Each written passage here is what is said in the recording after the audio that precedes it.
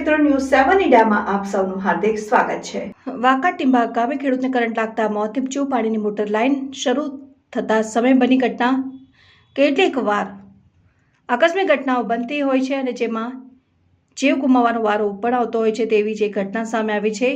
બિલોડા તાલુકાના વાંકા ટીંબા ગામે ખેડૂત પોતાના ખેતરમાં મોટર શરૂ કરવા ગયો હતો। તે સમયે મોટર બોર્ડનું વાયરલ ખેડૂતના ડાબા હાથમાં અડકી જતા કરંટ લાગ્યો અને જોતજોતામાં કરંટ ખેડૂતના શરીરમાં ફૂટી જતા તાત્કાલિક ખેડૂતને ઈસરી સામૂહિક આરોગ્ય કેન્દ્ર ખાતે લાવવામાં આવ્યો, પરંતુ કરંટ શરીરમાં ફૂટી જતા ખેડૂતનું હૃદય બંધ પડી જતા દવાખાનાના તબીબે ખેડૂતને મૃત જાહેર કર્યો। આમ 45 વર્ષીય વાંકા ટીંબા ગામના વરુણભાઈ નામના ખેડૂતનું કરંટ લાગતા મોત નીપજ્યું। અચાનક મોત થતા પરિવારમાં માતમ છવાયો।